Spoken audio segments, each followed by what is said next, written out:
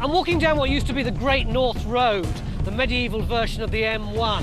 And this was one of the most difficult and dangerous stretches because it was bandit country, Sherwood Forest. Now, there can't be many characters from history who you can immediately identify just by saying a place name, but already I'm absolutely confident that all of you will realise this is going to be a programme about Robin Hood. Everyone knows his story. He's one of the most famous people in history. But what was he really like? Did he actually exist?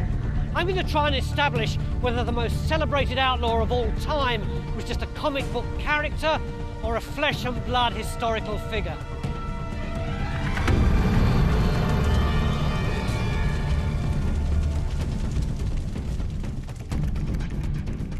I've always had a fascination with Robin, so this is something of a personal quest.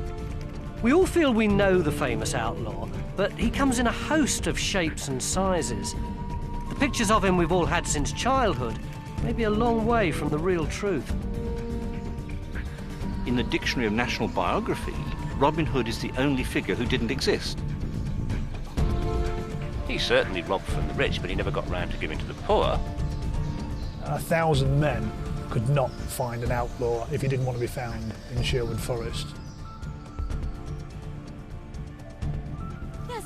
Some years ago, I wrote a children's series called Maid Marian and Her Merry Men. It parodied the Robin stories we all know from TV and the movies. So, who'd have thought it? Robin Hood and his team of mastermind finalists. But what we think of as traditional isn't. Our modern Robin story is the product of centuries of change and evolution. The Robin we know today is Robin of Locksley, who returns from the Crusades to find his lands have been stolen by evil Prince John and his henchman, the Sheriff of Nottingham. It's Master Robin. He flees to the Greenwood and fights on with his merry men, stealing from the rich to give to the poor. You two go round by the far bank and we'll meet up at the log bridge. Right. He marries his sweetheart Maid Marian and gets his lands back only when King Richard the Lionheart returns from the Holy Land. It's a great story, but a red herring as far as tracking down a real Robin goes. If we want a flesh and blood Robin, then we're going to have to look for the original Robin stories in their earliest versions. The earliest Robin stories were ballads handed down by word of mouth. We know they were around in 1377. By investigating these original stories, we should be able to find evidence of Robin's real identity. I think, listen, gentlemen, but be of free-born blood. I shall you tell of a good yeoman. His name was Robin Hood. Robin was a proud outlaw whilst he walked on the ground. So this earliest fiction is just as exciting as our modern versions, but it doesn't offer any clues about how Robin became an outlaw. The tale opens abruptly at his camp. in Barnesdale. Robin's there with only 3 of the usual suspects: Little John, Will Scarlet, and Much the Miller's son. They're preparing a meal. Robin's hungry, but he won't eat until he has a guest. He sends his men off to lie in wait by the Great North Road and catch a fellow diner. They don't have to wait long before they waylay a threadbare knight. Of course, it's a racket. Robin offers the knight his hospitality, and then, once he's eaten, tells him he's got to pay for his meal. But it emerges the knight's penniless. His son has killed a man. In order to pay a heavy fine, the knight's taken on a vast loan from the monks at St. Mary's in York. Unless he repays the debt tomorrow, he stands to lose everything he owns. Because the knight's been honest, Robin sends him on his way with £400 to pay the debt, trusting that the Virgin Mary will pay him back. On top of that, he gives the knight a new set of clothes and a good horse. and sends little John to accompany him to York as a valet.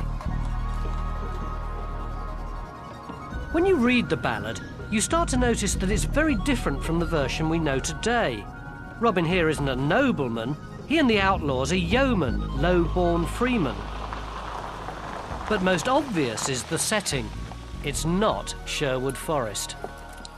This is where the poem's set, in the forests traditionally known as Barnesdale in South Yorkshire. Yes, Robin Hood was a Yorkshireman. People perhaps would be surprised that Robin Hood's a Yorkshireman, but it depends on the background. Historians have known this for a good few years. The problem is that other outlaws, perhaps living down round Nottingham in Sherwood Forest, their stories would be amalgamated with the original ballads, which do come from this area. And the fact that Nottingham is a much better known place than Wentbridge or Barnesdale, which most people, to be frank, have never heard of outside the area, would help the Nottingham connection. The ballad's very specific about the area. This track is the remnant of the Great North Road as it dipped down into Barnesdale to cross the River Went at Wentbridge.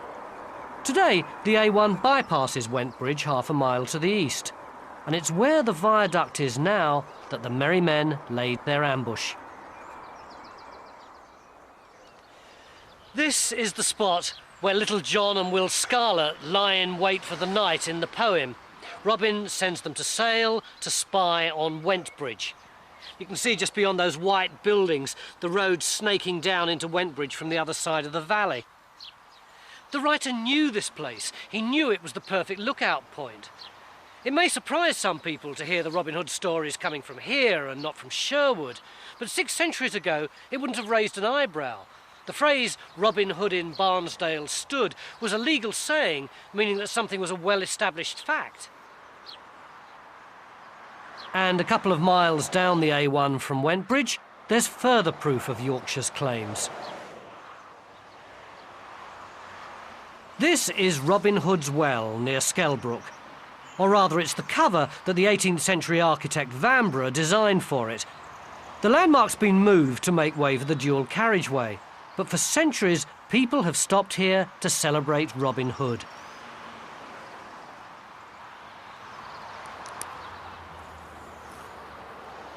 This is the earliest known place name that's associated with Robin Hood, but over the next 3 centuries the name starts cropping up all over the place. Robin Hood's Bay near Whitby, Robin Hood's Butts in Cumbria, Robin Hood's Walk in Richmond, Surrey, practically everywhere except Sherwood. The first name there doesn't appear until the year 1700. They're jumping on the bandwagon at least 4 centuries after the event.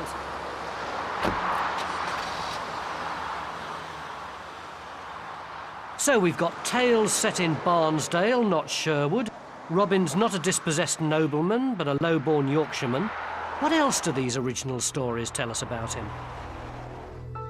Then spake that gentle knight, to Little John gan he say, Tomorrow I must to York town, to Saint Mary Abbey. And to the abbot of that The place abbot and monks of St Mary's Abbey in York are hoping that the knight will fail to show up. They're loan sharks. The knight's only got until sunset to repay his vast debt. After that, they can claim all his property and land. he come this ilka day, disheaded shall he be. But in the nick of time, the knight arrives. Expecting him to be empty-handed, the abbot shows him no respect and leaves him kneeling like a servant. But he gets a shock when the knight hands over the full £400 of his debt.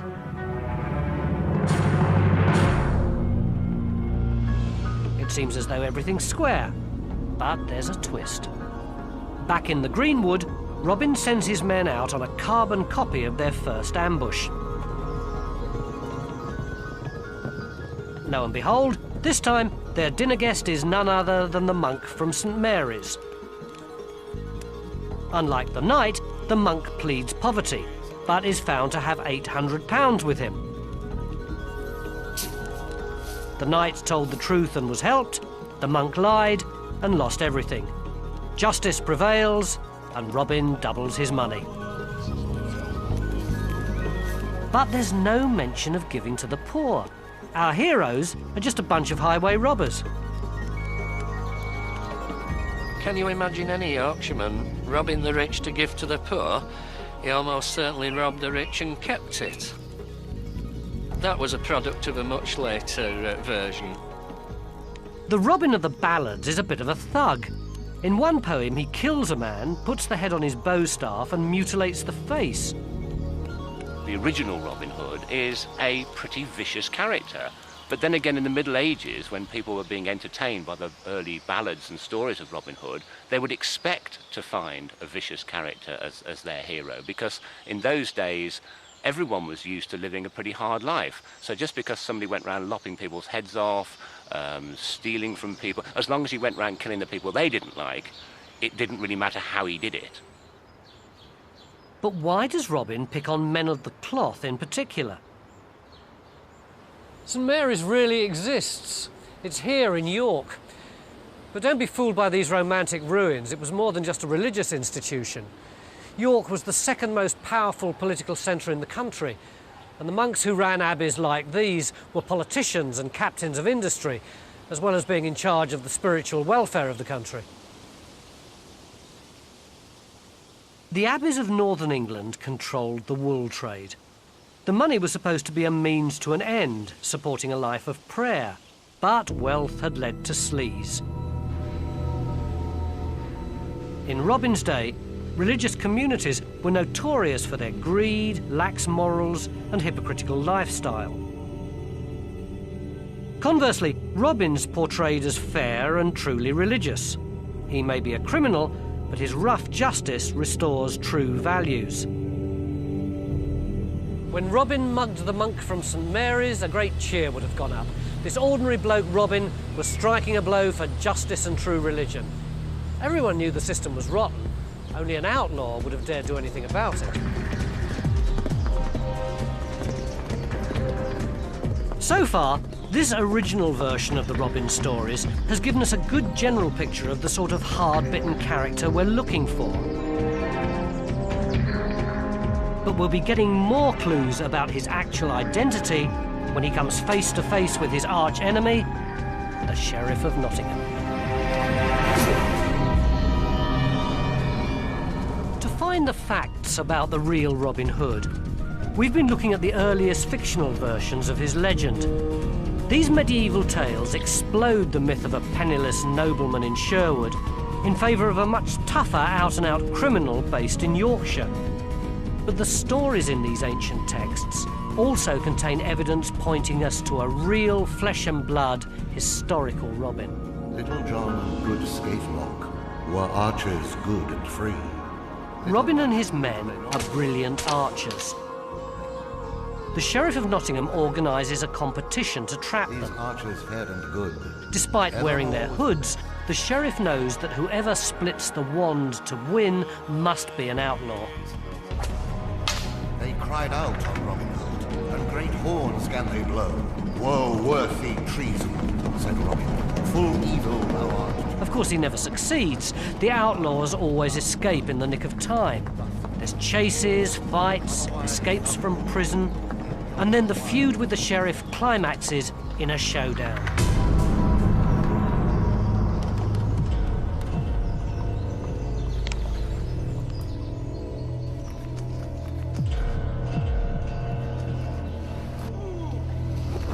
Robin takes down his arch-enemy with a single shot, then moves in for the kill, beheading the Sheriff with his sword. Or he might up arise, on his feet to stand, he smote off the Sheriff's head with his bright brand. Robin beheld our comely king, wistly in the face. So did Sir Richard of... Next, King Edward himself comes to sort out these rebels in the north. With his men disguised as monks, he deliberately gets captured in the forest. But when he sees that Robin's a loyal subject, he forgives the outlaws and takes Robin into his service. My lord, the King of England. Which leaves us with a puzzle. The modern Robin stories set in the reign of Richard the Lionheart. The evidence in the ballads suggests this is all wrong. The ballads say that Robin met an entirely different king, Edward the Comely King.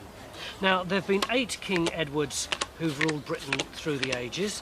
The first mention of the ballads is in the year 1377, so that rules all these kings out because Edward IV didn't come to the throne until the 15th century. So, using this logic, Robin must have been around between 1274, when Edward I comes to the throne, and 1377, when we get that first mention of the ballads. And there's another blindingly obvious piece of evidence that supports that dating. It's the one thing more than any other that Robin Hood's famous for.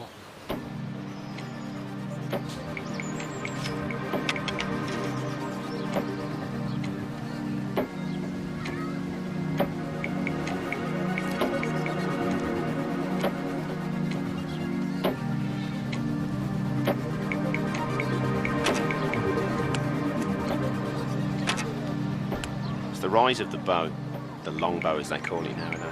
It began to take off 12th, 13th century. That's when it's got to have permeated through the villages and through the towns and begun to become ingrained into our communities and become basically a common man's religion for sport. In Richard the Lionheart's reign, the bow was a minority weapon. There was no cult of the longbowman. Edward I, II and III made the bow a key part of their military strategy. Archery was compulsory for every able-bodied male, and so being a great archer was like being a football star today. If you got the eye and the strength and you could do the business with the bow, you were really one of the best in the community. Robin the crack marksman could only be a product of this culture in the early 14th century, and closer examination of the ballads leads us to an exact date. Historians have looked closely at the lives of the 3 Edwards who are potential candidates to be our comely king, and they've come to the conclusion that only one of them could possibly have come face to face with an outlaw in this area. In the year 1323, Edward II went on a tour of the north, ending in Nottingham, because of a political crisis that started here, at Pontefract Castle.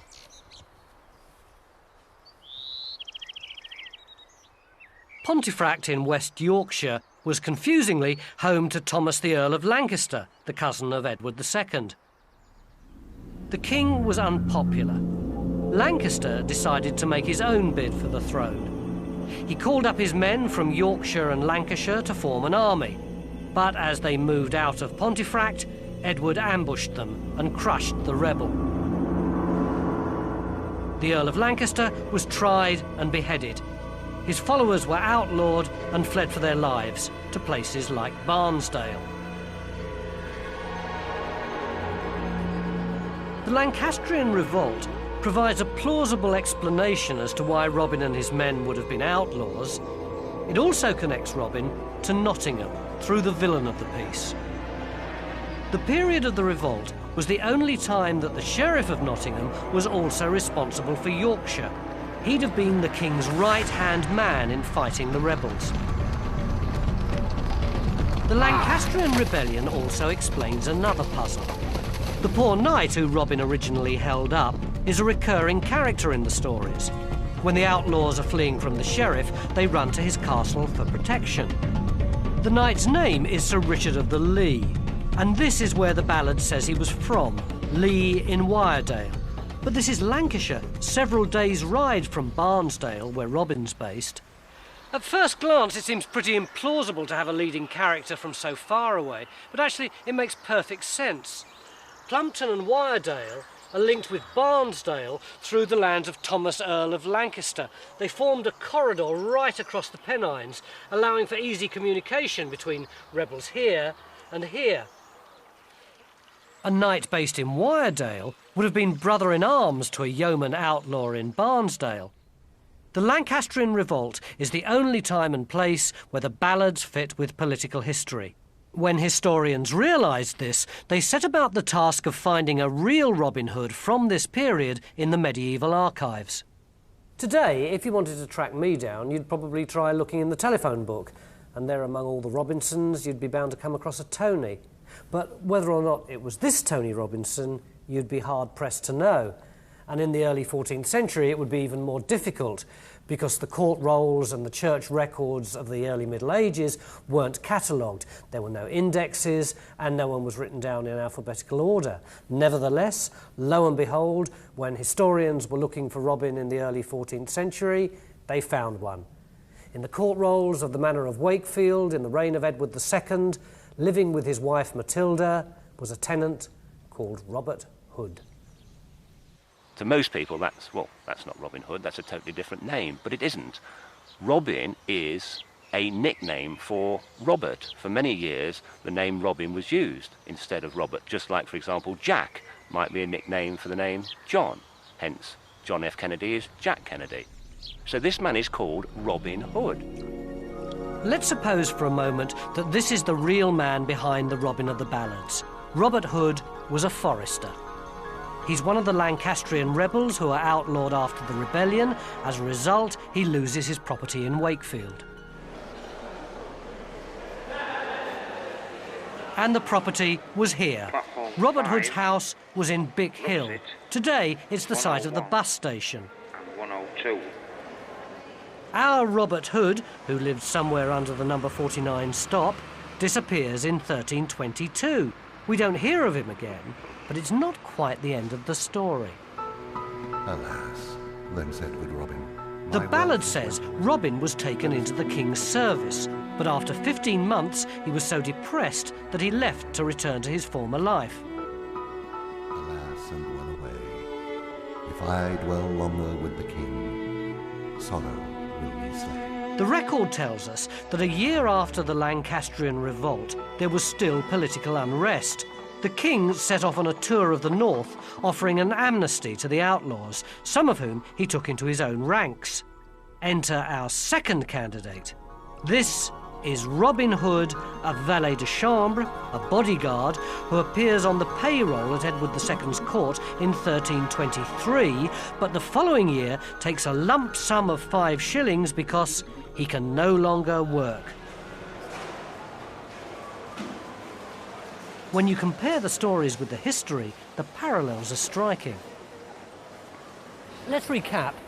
The ballad tells us that the king forgave Robin Hood of his crimes, that Robin went to work for him, but he left the king's service a year or so later because he felt fed up and depressed.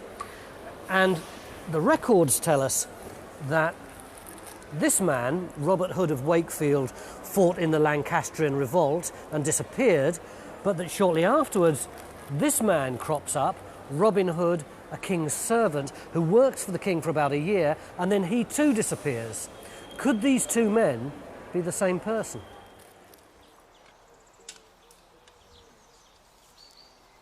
Our Robert Hood of Wakefield was a forester. He'd have been well equipped for life as an outlaw in the forests of Barnesdale. At Papelwick Church in Sherwood, there's a medieval forester's grave that gives us an idea of the essential forester's kit. There's a bow and arrow, of course, and this, a sort of shoulder strap with a horn hanging from it, is, I have to tell you, a baldric. But living out in the forests required more than this. Near the church, I learnt just how tough life on the run could be. At the cave known as Robin Hood's stable, I met a man who's made a point of surviving in the forest using only the tools of the Middle Ages. What were the biggest problems? The rain one night. It rained very, very heavily one night. I resolved it by actually getting into an oak tree and sleeping inside the oak tree, not far from here. What equipment have you got? The basic equipment. You have to carry your home on your back, really. This is a flask, because water is very hard to find. This is a cup made from an ox horn, a blanket for wrapping yourself up in at night, an antler for digging a hole to go to the toilet in, and toilet paper hangs on the trees, an axe for making a woodland shelter, and in here, necessities and a few little luxuries, some eating utensils, some salt, some flour, just a basic kit. In terms of weapons, a yew bow, simple yew bow in a hunting case. These are hunting arrows, a knife to eat with, a knife to kill people with. So you've got a hunting horn there? It is. It's very important to maintain communications in the forest. This was the medieval equivalent of Robin Hood's mobile phone. So Might Robin Hood really have gone da-da-da-da-da-da-da? You could try.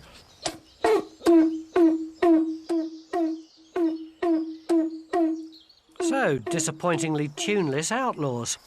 And there's one more surprise in store if you're still clinging to the image of the merry men living out in the greenwood. They probably went home in winter. This place is particularly inhospitable in bad weather. You can imagine what it's like in January. You would die if you stayed out overnight here in January. And so they almost certainly went home. So, we have a plausible if surprising candidate for our real Robin Hood. A yeoman Yorkshireman living as an outlaw during the summer and sneaking back to his home with his wife Matilda here in Wakefield in the winter. But every outlaw needs his gang. Next, we have to find the real merry men. By matching the clues in the earliest stories of Robin Hood with historical records, we found a candidate for the real Robin Hood, Robert Hood, who lived in Wakefield until 1322 when he fled to the forests of Barnesdale. Can we also find real versions of the merry men who could have been in league with Robert of Wakefield? Here again, the earliest version of the story doesn't have the outlaw band we know today. We have Little John mentioned with Robin from the very beginning, and then a few others, Much, Will Scarlet, Friar Tuck comes in later. And so in a lot of the early ballads you have Robin and a very small group, which is very credible for outlaws. Real outlaws, it was usually the leader, his younger brother, a cousin and someone from the same village who'd also got into trouble. That's realistic. And I think it is perfectly possible that there may have been, folk from Nottingham, Yorkshire, wherever else, who had those names who were outlaws. So what evidence do we have about the outlaw's real identity? I was on this bridge first, and I intend to cross first. What do you carry that staff for? Just to make yourself look like a bold fellow, or do you know how to use it? We all know Little John as the giant who joins the merry men after fighting Robin on a bridge.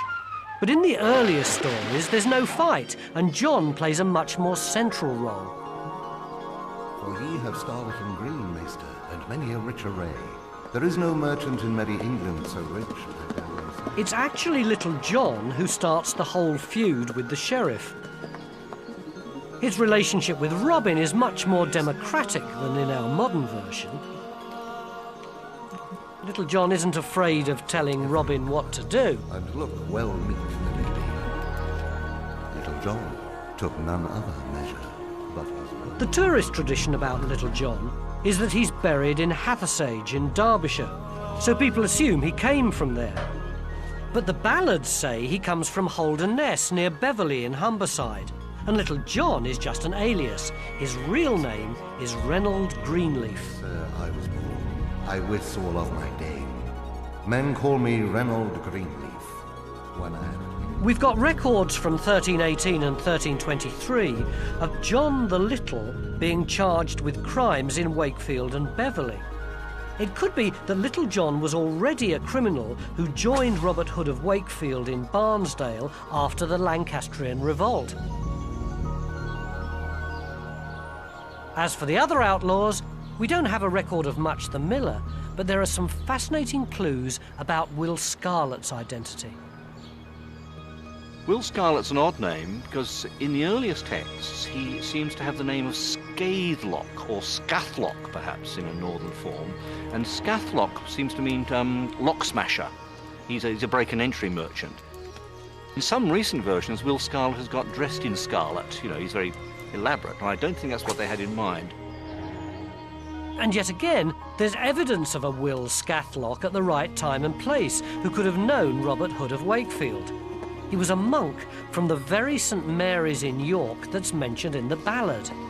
We don't know why, but he was thrown out of the abbey at the end of the 13th century. If this real Will Scathlock harboured a grudge against St Mary's, it would help explain why the abbot ended up as a villain in the story. Then we come to some really disappointing news. Robin Hood may have had a wife, but it wasn't Maid Marian. The early versions of the story don't have any love interest in them at all. Marian comes into the tradition in a completely different way.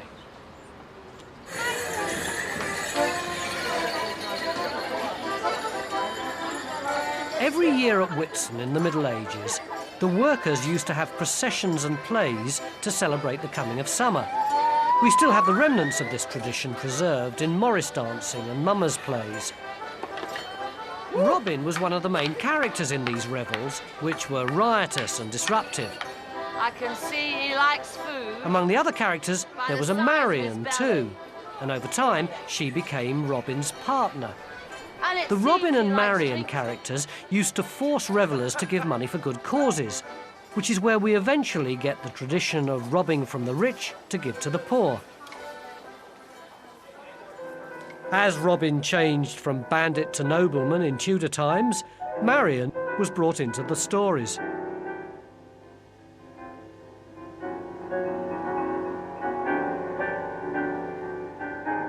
Marion appears in full form when Robin becomes gentrified. When Robin is a lord, yes, of a lady, and she appears in 1598-99 in Anthony Munday's play, The Downfall of Robert Earl of Huntingdon, and the second one, The Death of Robert Earl of Huntingdon. But even here there's a link. In the play, she assumes the name Marion as an alias to conceal her real name, Matilda. Interestingly, Robert Hood of Wakefield, his wife, Matilda, is recorded as having fled with him into the forest to join him in the struggle. Now, that is what Maid Marian is supposed to do in the popular legend of Robin Hood. So Robert Hood of Wakefield's wife, Matilda, matches very much the Maid Marian profile. Marion's a later addition. There's only one woman recorded in the early stories. She was a nun, and she'd be Robin's nemesis.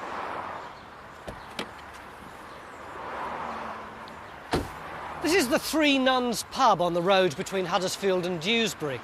There's been a hostelry here for over 700 years, and it gets its name from the shenanigans that were rumoured to be going on between the guests and three of the local nuns from nearby Kirklees Priory. If the ballads are to be believed, the guest house that would have once stood here would have been the last place that Robin ever saw before the priory gates closed behind him and he went unwittingly to his death. After leaving the King's service, Robin lives on in the Greenwood for 22 years. Then unwittingly he goes to his cousin, the prioress at Kirklees Priory, to be bled for his health, as they did in the Middle Ages. Tomorrow I must to Kirkley, craftily to be... The story gives no motive, but this nun betrays Robin and leaves him to bleed to death.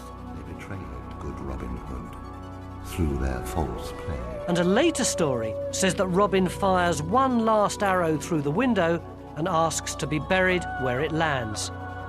Christ have mercy on his soul that died on the rood, for he was a good outlaw and did poor men. Kirklees Priory was dismantled by Henry VIII as part of his dissolution of the monasteries. The only sign of the actual priory today are the odd stone and bumps in the ground. The guest house where Robin is said to have died still stands. Although there's no record of how Robert Hood of Wakefield died, it's possible that he was the person who was killed here. Kirklees is only 10 miles from Wakefield, where Robert Hood lived, and the relevant dates link the original stories with historical fact. The ballads tell us that Robin Hood was killed by a relative who ran the priory here 22 years after leaving the King's service. Dating from the time of Edward II's visit, that would be about 1346 or 7. And the records tell us that in 1346, the prioress here was Elizabeth de Stanton, none other than the cousin of Matilda, Robert Hood's wife. This is the room in which Robin is said to have died. The spot marking his grave's up there, but the business about the arrow can't be right. It's 650 yards away and uphill, almost twice the longbow range for a skilled archer. It's generally accepted that Robin being buried where his arrow lands is a piece of poetic elaboration round the original simple story of his death. The site of Robin's grave at Kirklees has been a place of pilgrimage for centuries, but if you expect a nice simple ending, you're going to be disappointed.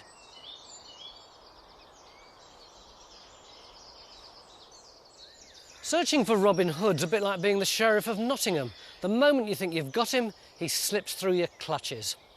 This is the site of Robin Hood's grave, except it isn't. The site's been moved at least 3 times, and this is what Robin's gravestone looked like, according to a sketch from the year 1665. But it disappeared, and a replica was made, and it was chipped to pieces by 18th century canal workers who thought that a little bit of Robin Hood's gravestone would cure their toothache. When this site was excavated, there was nothing but earth, which isn't surprising if the grave's been moved. To replace the missing grave slab, there's a 19th century inscription in Cod Oldie English to establish the grave's ancient credentials. Even if we haven't found his last resting place, we've built a coherent picture of a historical Robin. Our man from Wakefield matches the clues given in the earliest sources. The Lancastrian revolt gives him opportunity and motive. There's real contemporary outlaws from Yorkshire who could have been his merry men. And Robin Hood was related in real life to characters mentioned in the ballads like the Prioress of Kirklees. But as with the grave, the truth about Robin is complex and fragile. There's always more to him than meets the eye. Just when we thought we'd found our prime suspect, Robert Hood of Wakefield, 250 miles to the south, historians discovered another man who blew the whole thing wide open again. And this man had never committed a crime in his life. The earliest ballads about Robin Hood have given us a picture of a historical suspect, Robert Hood of Wakefield, who seems to have ended up working for King Edward after the Lancastrian revolt of 1322. But in all the best detective stories, the neatest of solutions can be upset by a single clue. Suddenly, evidence turned up that pointed to an earlier Robin. In the Middle Ages, it was the custom to be known by your father's name. So if your dad was a yeoman called Robert or Robin Hood, then you'd be called Fitzrobert or Robertson or Hoodson or Hudson or Hood or, of course, Robinson. But then, out of the blue, a historian discovered a man who'd lived in Sussex in the year 1296 called Gilbert Robin Hood. This was an extremely rare surname and seemed to imply that the name was already known as some sort of nickname.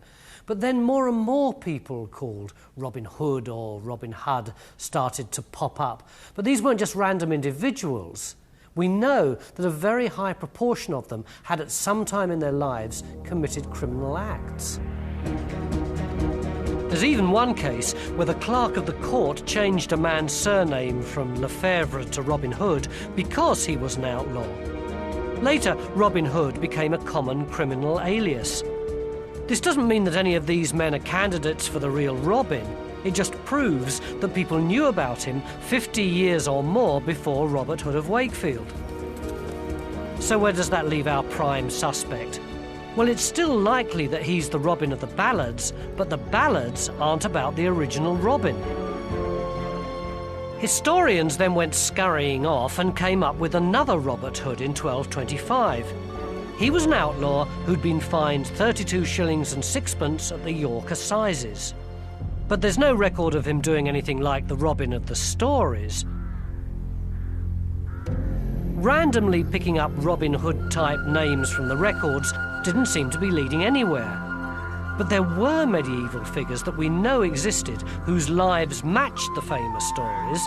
They just weren't called Robin. The best example is a story that started with a dispute over the ownership of Whittington Castle here in Shropshire, funnily enough, in the reign of Richard the Lionheart.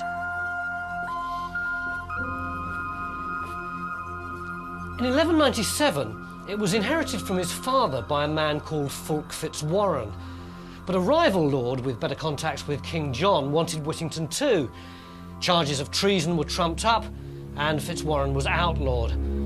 For 3 years, he operated a guerrilla campaign in the forests of the Welsh borders, and the stories that grew up about him are eerily similar to those we associate with Robin Hood. Not only does Fitzwarren have a right-hand man called John, he robs people by inviting them to supper and then getting them to pay. he takes shelter with a local knight and kills his sworn enemy in the forest. But when the king comes to the forest in disguise, Fitzwarren is forgiven. Sound familiar? Could this man from Shropshire be a new prime suspect whose name got changed in the course of history? It's really weird. Maybe there never ever was a real historical Robin Hood. Maybe the stories are just that, a mishmash of old legends. But if that's the case, why bother with inventing Robin Hood at all? Why not just stick with Fulk Fitzwarren and have all the stories about him? Or maybe there actually was a bloke in real life, like our Robin Hood of York or our Robert Hood of Wakefield, who had adventures and then a lot of fictional stuff was tacked onto them. But there is a third possibility. Suppose both the Fulk Fitzwarren stories and the Robin Hood ballads are based on an earlier figure, a hidden Robin Hood who we haven't yet discovered. The modern Robin Hood story is set in the time of Richard the Lionheart, when Robin is also called Robin of Locksley.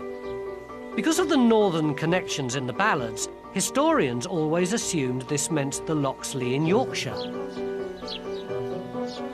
But there's another Locksley, here in Warwickshire near Stratford-on-Avon.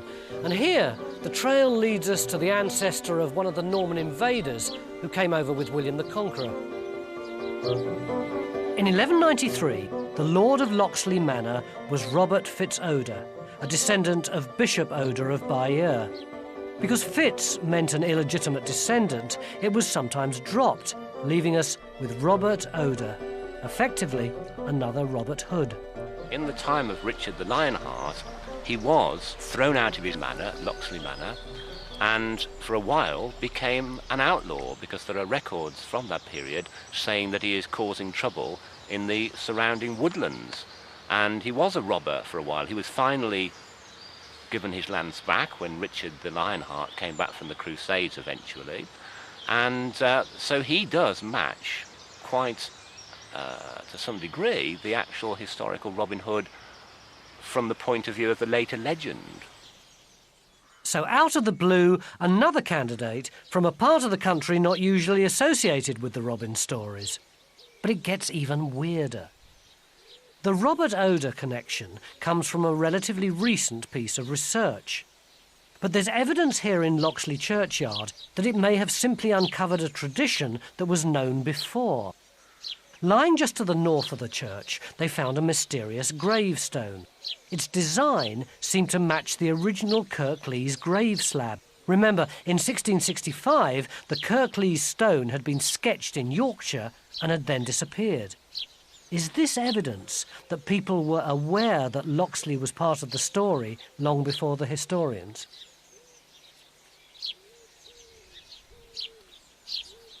This is the gravestone. It seems to me there's three possibilities. Either the whole thing's just a coincidence, but that seems unlikely given how similar the original drawing is to what we've got here. The pattern's the same and the dimensions are so similar. Or else this could be a copy of the original gravestone in Kirklees. Or else maybe, just maybe, this is the original Kirklees gravestone, which was brought here by someone who believed that this was the real last resting place of Robin Hood. We've got three historical candidates who together have helped to create the figure of Robin Hood. There's Robert Hood of Wakefield, the Lancastrian rebel. There's our historical non-Robins who've added their touches. And there's Robert Oda, the original nobleman Robin Hood. But there's another angle to the story. And for that, we have to return to Sherwood Forest. Not the usual tourist trail this time. The clues lie in Southwell Minster.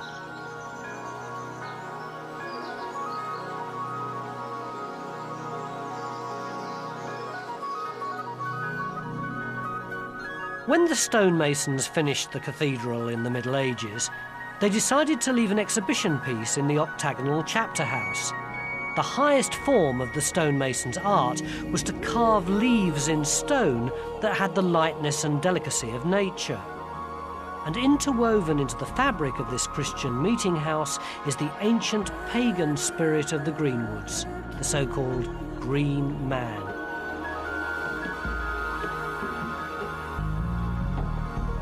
Another name for the spirit of the Greenwoods was Robin Goodfellow.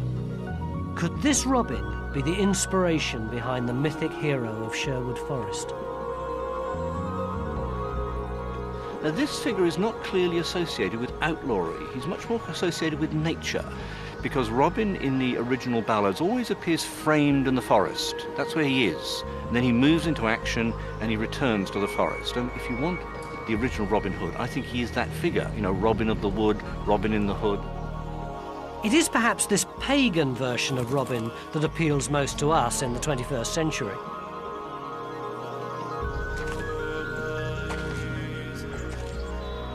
Robin Hood type stories, I think, have been with us since probably the end of the last ice age, about 35,000 years ago. But they've been added to and taken away from since then.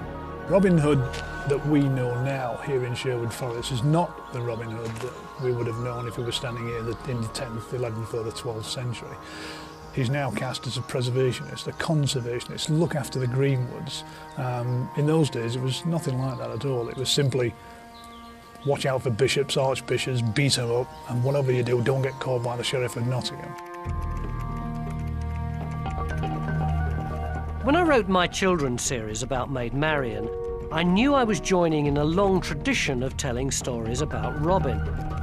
But until I went to look for the real Robin, I never fully appreciated just how much that tradition has evolved to suit the needs of the audience. I think Robin Hood is in the process of becoming the secondary character in a feminist set of sagas starring Maid Marian. That's well underway. What will there be then? Intergalactic Robin Hoods? Will there perhaps be a gay Robin Hood? I think it's quite likely that that will happen. The homosexuality of the legend will be interpreted in that way, and one can see good reasons for that. But I guess what's really next for Robin Hood is lots of exposure. I started my search by trying to find out whether Robin Hood was fact or fiction. And the answer is he's both. There's a whole host of Robin Hoods. There's the mysterious man from Locksley, the Lancastrian revolutionary, the petty criminal, the king's servant, not to mention the countless medieval outlaws who took on his name as an alias in order to try and protect their anonymity. They all lived and breathed. They were all fact. But it took a fiction to make the story great, a legend that could touch us more profoundly than the simple story of one human being ever could. And whether that legend is about the spirit of the Greenwood, or the nature of being a hero, or the struggle of the common man, they all create for us a Robin who's fair, brave, heroic, and just human enough for us to be able to believe that in a fairer world, we too might be Robin Hood.